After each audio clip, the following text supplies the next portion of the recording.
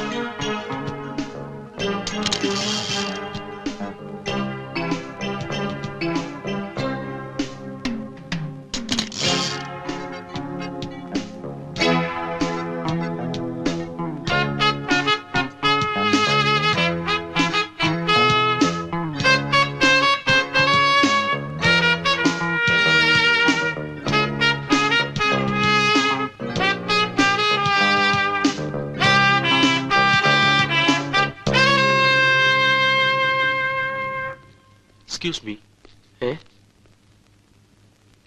മഹാദേവനല്ലേ? അതെ. I am Honai, John Honai. Hello. ഞാൻ ബോംബെയില് നിങ്ങളുടെ മായയുടെ അയൽവാസിയാ. മഹാദേവന് ബുദ്ധിമുട്ടാവില്ലെങ്കിൽ എനിക്കൊരു കാര്യം സംസാരിക്കാനുണ്ടായിരുന്നു. കാറുണ്ട്, താമസിക്കില്ല. ഞാൻ ഇവിടെയോ വീട്ടിലോ എവിടെയാണെന്ന് വെച്ചാൽ തിരിച്ചുകൊണ്ടൊന്നു വിടാം.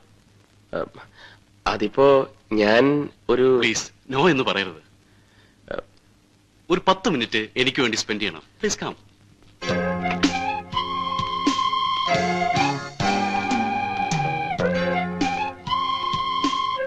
താങ്ക്സ്.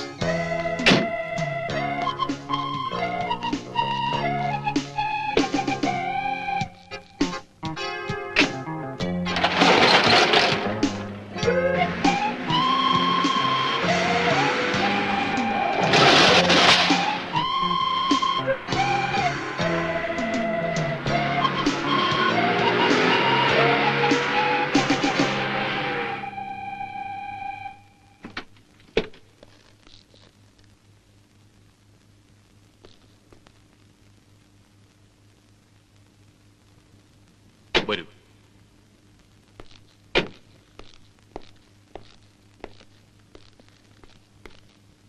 ഇവരൊക്കെ ഞാൻ തന്നെ കൂട്ടിക്കൊണ്ടുവന്നതാ. നിങ്ങളിരിക്കൂ, ഞാനിപ്പോ വരാം. മായെ മറക്കണമെന്ന് പറയാൻ വിളിച്ചോണ്ട് വന്നതായിരിക്കും. സമ്മതിക്കരുത്. ദേ, ഒറ്റക്കെട്ടായി നിന്നാ നമുക്ക് ആർക്കെങ്കിലും ഒരാൾക്ക് അവളെ കിട്ടും. അവൾ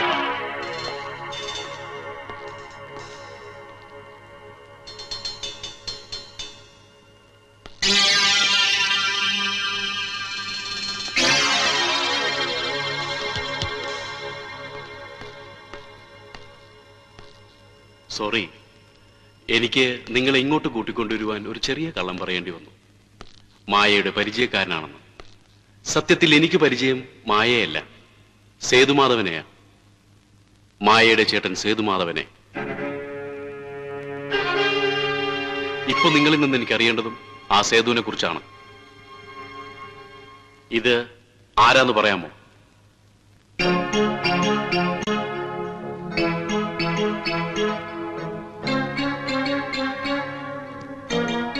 സേതു.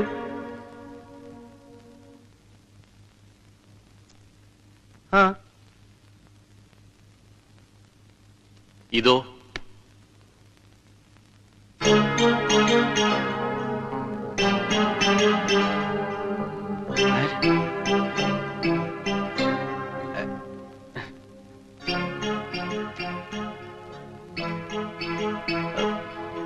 സേതുവും പിന്നെ പിന്നെ ആൻഡ്രൂസ്. ഓക്കെ, ആൻഡ്രൂസും. ഈ ആൻഡ്രൂസ് ഇപ്പോൾ എവിടെയുണ്ടെന്ന് അറിയാമോ? നിങ്ങളെന്താ ഒരുമാതിരി കള്ളന്മാരെ ചോദ്യം ചെയ്യുന്ന പോലെ?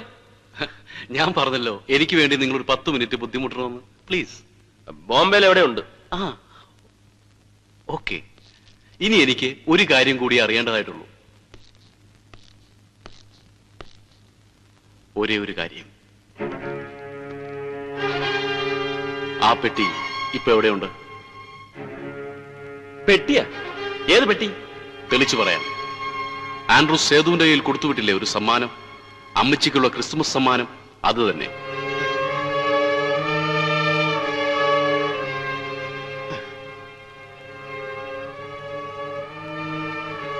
അതിപ്പം എവിടെയുണ്ട്? അത് അമ്മച്ചിയുടെ ഉണ്ടോ? അതവിടെ ഇല്ല. എനിക്കറിയാം. സേതു അത് അമ്മച്ചി ഏൽപ്പിക്കാതെയാണ് പോയിരിക്കുന്നത്. ഏൽപ്പിച്ചിട്ടില്ലെങ്കിൽ ഇല്ല. അങ്ങനെ ഒരു പെട്ടിയില്ല, സമ്മാനമില്ല.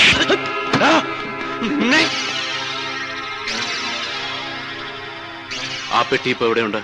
അങ്ങനെ ഒരു പെട്ടി ഇല്ലെന്ന് പറഞ്ഞില്ലേ? അടിക്കാനുള്ള കാര്യം പറയണ പുല്ലേ. ഏത് പെട്ടി? എന്ത് പെട്ടി?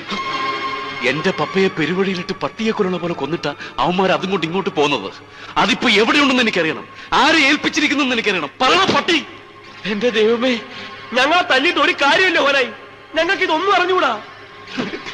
നിങ്ങൾക്കറിയാം, ഈ നാട്ടിൽ സേതുവിനെ കുറിച്ച് അറിയാവുന്നവർ നിങ്ങൾ മാത്രമേ ഉള്ളൂ. കഴിഞ്ഞ 8 മാസക്കാലം ഞാൻ അറിഞ്ഞത് മുഴുവൻ ഇതിനാ.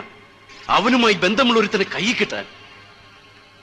ഇനി ആ പെട്ടി തിരിച്ചു തരാതെ നീയൊന്നും ജീവനോടെ ഇവിടുന്ന് പോവില്ല. ഇനി പറയും, അതിപ്പോ എവിടെയുണ്ട്? സത്യം പറ, ആ പെട്ടി ഇപ്പോൾ ആരുടെ കയ്യിലുണ്ട്? തോമസ് കുട്ടി വിട്ടോടാ.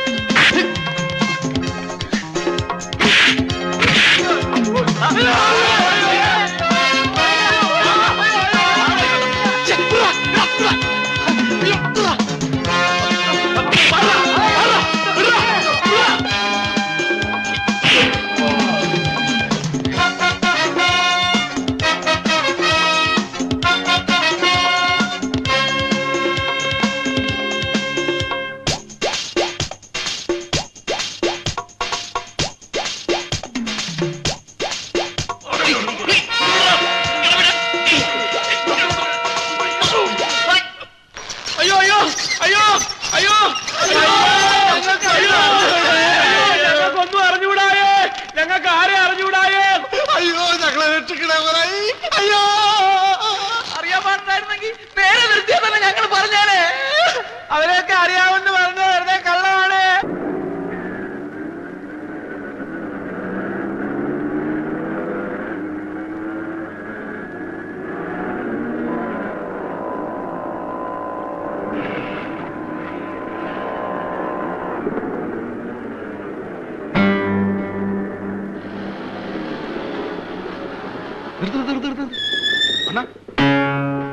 അവള് അവന്മാരാളാ. വണ്ടി എടുക്കണം. അവന്മാരിപ്പോ എവിടെയുണ്ട്? വേറൊന്നിനും അല്ല, അണ്ണനും അണ്ണന്റെ കൂട്ടുകാർക്കും അവരെ ഒന്ന് പരിചയപ്പെടണമെന്ന്. സാരമില്ല, എവിടെ ഉണ്ടെങ്കിലും ഞങ്ങൾ തപ്പിയെടുത്തോളാം. പോട്ടെ, വരട്ടെ മോളെ.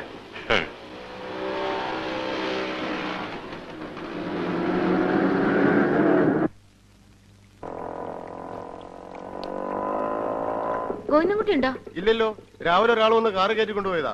എന്താ? ഇനി അവരാരെങ്കിലും വന്നാ ഇവിടെ തന്നെ ഇരിക്കാൻ പറയണം. ഞാൻ ഉടനെ മടങ്ങി വരും. ശരി.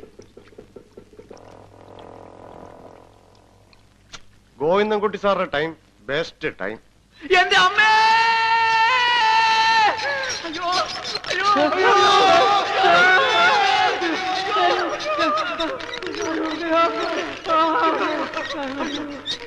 അയ്യോ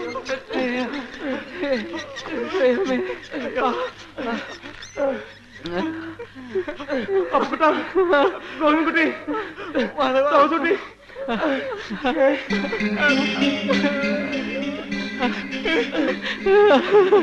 ആരെങ്കിലും വരുന്നതിനും നമുക്ക് ഇവിടുന്ന് വേഗം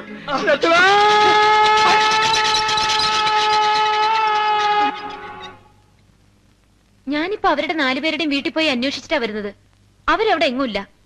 ഒന്നുകിൽ പേടിച്ച് എവിടെയെങ്കിലും പോയി ഒളിച്ചിട്ടുണ്ടാവും, അല്ലെങ്കിൽ അവളുടെ ആളുകൾ അവരെ അപകടപ്പെടുത്തിയിട്ടുണ്ടാവും. ആ പാവങ്ങൾക്ക് എന്തെങ്കിലും സംഭവിക്കുന്നതിന് മുമ്പ് എനിക്ക് അവളെ കണ്ടുപിടിക്കണം. എന്റെ ഏട്ടന്റെ ആ കാമുകിയെ. എന്റെ മോളെ കാമുകയില്ല, ഒന്നുമില്ല. സേതുവിനെ പറ്റി ആരോ വേണ്ടാത്ത നുണകളൊക്കെ പറഞ്ഞു പിടിപ്പിച്ചിരിക്കുക മോളോട്. ഇല്ല അമ്മച്ചി, സേതുവേട്ടന് ഇവിടെ ഒരു പെൺകുട്ടിയുമായി പരിചയം ഉണ്ടായിരുന്നു.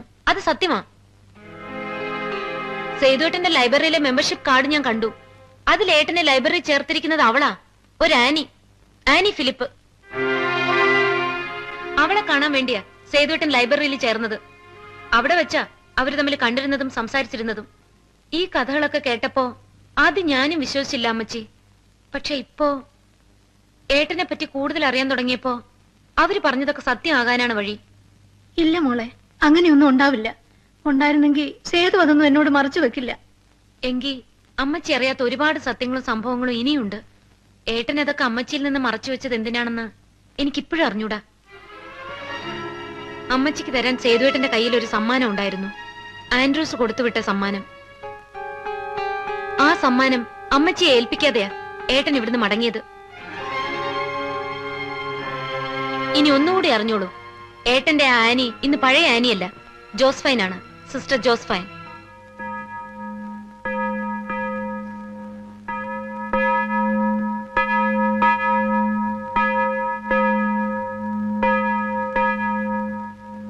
എക്സ്ക്യൂസ് മീ, എനിക്ക് സിസ്റ്റർ ജോസ്ഫൈൻ ഒന്ന് കാണണമായിരുന്നു. ഇപ്പൊ പ്രാർത്ഥനാ സമയമാണല്ലോ. എന്നാ ഞാൻ വെയിറ്റ് ചെയ്യാം. ശരിയെങ്കിൽ അകത്തേക്ക് ഇരുന്നോളൂ.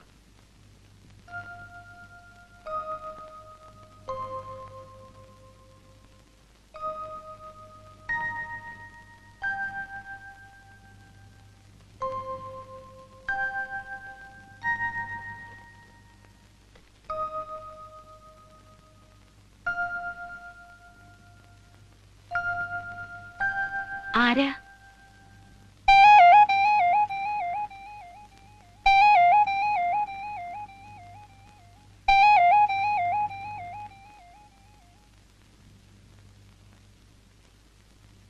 കുട്ടിക്ക് എന്നെ തന്നെയാണോ കാണേണ്ടത്? ഞാനാ സിസ്റ്റർ ജോസ്ഫൈൻ. എന്താ കാര്യം? എനിക്ക് കാണേണ്ടതും സംസാരിക്കേണ്ടതും സിസ്റ്റർ ജോസ്ഫൈനോടല്ല, ആനിയോട്, ആനി ഫിലിപ്പിനോട്. നിൽക്കൂ. ഒരു വർഷം മുമ്പ് ഈ ആനി ഫിലിപ്പിനെ ജീവന തുല്യം സ്നേഹിച്ചിരുന്ന ഒരു ചെറുപ്പക്കാരനുണ്ടായിരുന്നു, ഒരു സേതുമാധവൻ. ഞാനാ സേതുമാധവന്റെ സിസ്റ്ററാ, പേര് മായ. ചെയ്തുപോയ തെറ്റിനുള്ള പ്രായച്ചിത്തമാണോ ഈ സന്യാസം? ഇനിയിപ്പോ ഇവിടെയല്ല, എവിടെ പോയി ഒളിച്ചാലും ശരി, എത്ര പുണ്യം ചെയ്താലും ശരി, നിങ്ങളുടെ മനസ്സിന് ഒരിക്കലും സമാധാനം കിട്ടാൻ പോണില്ല. അത്രയ്ക്ക് ദ്രോഹമാ നിങ്ങൾ എന്റെ ഏട്ടനോട് ചെയ്തത്. എന്റെ സേതുവേട്ടൻ ആത്മഹത്യ ചെയ്തത് നിങ്ങൾ കാരണമാ, നിങ്ങൾ മാത്രമാ അതിന് ഉത്തരവാദി. മായയോട് ഈ അസംബന്ധമൊക്കെ ആരാ പറഞ്ഞത്? ആരായാലും എന്താ, ഇനിയിപ്പൊ നിങ്ങളെ കൊണ്ടൊക്കെ പറയിപ്പിക്കണമെന്നും സമ്മതിപ്പിക്കണമെന്നും ഒന്നും എനിക്കില്ല. പറഞ്ഞോളൂ. ഏട്ടനെ അറിയില്ലെന്നും പരിചയമില്ലെന്നും കണ്ടിട്ടില്ലെന്നും ഒക്കെ പറഞ്ഞോളൂ. അല്ല, പരിചയമുണ്ട്, വളരെ അടുത്ത പരിചയം. സേതു ഈ നാട്ടിൽ വന്ന അന്നു മുതൽ മടങ്ങി പോകുന്നത് വരെ ഒരു ദിവസം പോലും മുടങ്ങാതെ എന്നെ വന്ന് കാണുമായിരുന്നു, സംസാരിക്കുമായിരുന്നു. ഒരു സ്ത്രീയും പുരുഷനും തമ്മിലുള്ള പരിചയത്തിനും ബന്ധത്തിനും പ്രേമമെന്ന പേര് മാത്രമേ കുട്ടിക്കറിയൂ. ഇനി കുട്ടിയുടെ ഏട്ടനെ പറ്റി എന്താ കരുതിയിരിക്കുന്നത്? ഏതെങ്കിലും ഒരു പെണ്ണിനു വേണ്ടി ജീവിതം അവസാനിപ്പിക്കുന്ന ഒരു വിഡ്ഢിയാണെന്നോ? സേതു ഒരിക്കലും ആത്മഹത്യ ചെയ്യില്ല. സേതു ആത്മഹത്യ ചെയ്തതുമല്ല. പിന്നെ അതിനു മുൻപ് ഇതൊക്കെ കുട്ടിയോട് ആരാ പറഞ്ഞതെന്ന് എനിക്കറിയണം. സേതുവേട്ടന്റെ ഇവിടെയുള്ള കൂട്ടുകാര്. കൂട്ടുകാരോ? അങ്ങനെ ഒരു കൂട്ടുകാരും സേതുവിന് ഇവിടില്ല. സേതുവിന് ഈ നാട്ടിലുണ്ടായിരുന്ന ഒരേ ഒരു കൂട്ടുകാരൻ ആൻഡ്രൂസ് ആണ്. ആ ആൻഡ്രൂസ് ഇനി മടങ്ങി വരില്ല എന്ന് കുട്ടിക്കറിയാമോ? പാവം അമ്മച്ചി ഇന്നും ആൻഡ്രൂസിന് വേണ്ടി കാത്തിരിക്കുക.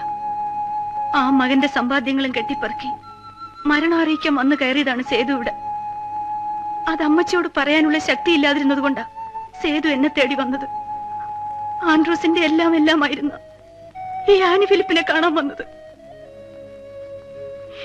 എനിക്കും അത് അമ്മച്ചിയോട് പറയാനുള്ള ധൈര്യമില്ലായിരുന്നു. അതുകൊണ്ടാ ഞങ്ങൾ അതൊക്കെ മറച്ചതും ഒളിച്ചതും. അല്ലാതെ മായ വിചാരിക്കുന്നത് പോലെ സേതു എന്നെ പ്രേമിക്കാനല്ല ഇവിടെ വന്നത്. എന്നെ കിട്ടാഞ്ഞിട്ടല്ല സേതു മരിച്ചത്. സേതുവിനെ അവര് കൊന്നതാണ്. ആൻഡ്രൂസിനെ കൊന്നതുപോലെ സേതുവിനെ അവര് കൊന്നു. ആരാ സേതുവേട്ടനെ ആൻഡ്രൂസിനെ കൊന്നത്? ഒരു ഹോനായി, ബോംബെയിൽ എവിടെയുള്ള ഒരു ജോൺ ഹോനായി.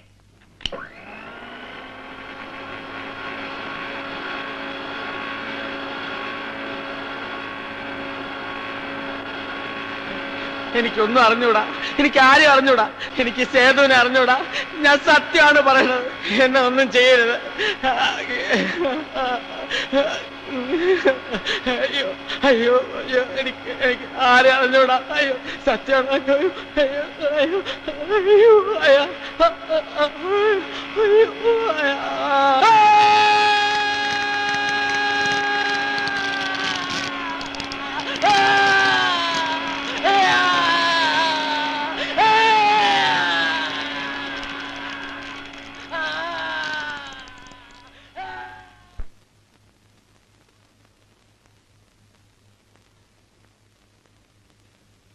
ജോൺ ഹോനയുടെ അപ്പച്ചനും ആൻഡ്രൂസിന്റെ അപ്പച്ചനും ഹോങ്കോങ്ങിൽ പങ്കുകച്ചവടക്കാരായിരുന്നു.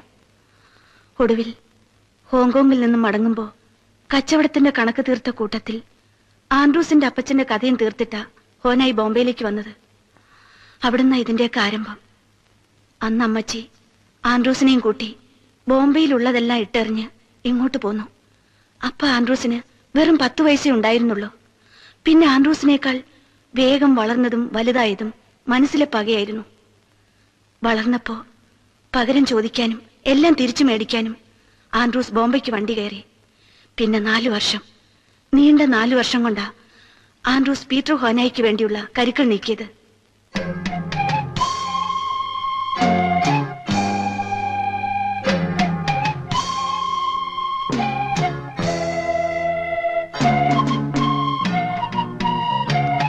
ബോംബെയിൽ ഹോനായിമാരുടെ ശക്തി എന്താണെന്ന് ആൻഡ്രൂസിന് നല്ലോണം അറിയായിരുന്നു. അതുകൊണ്ട് തന്നെ ബോംബെയിലെ മറ്റു വ്യാപാരികളെയും പീറ്റർ ഹോനായും തമ്മിൽ തെറ്റിക്കുകയാണ് ആൻഡ്രൂസ് ആദ്യം ചെയ്തത്. നെൽക്കക്കള്ളി ഇല്ലാതെ വന്നപ്പോ പീറ്റർ ഹോനായി തന്റെ സമ്പാദ്യങ്ങളും വാരിക്കെട്ടി മകനോടൊപ്പം നാടുവിടാൻ തീരുമാനിച്ചു. ആൻഡ്രൂസ് കണക്ക് കൂട്ടിയതുപോലെ തന്നെ സംഭവിച്ചു. പീറ്റർ ഹോനായും അയാളുടെ മുഴുവൻ സമ്പാദ്യവും ആൻഡ്രൂസിന്റെ കയ്യിൽ തന്നെ വന്നുപെട്ടു.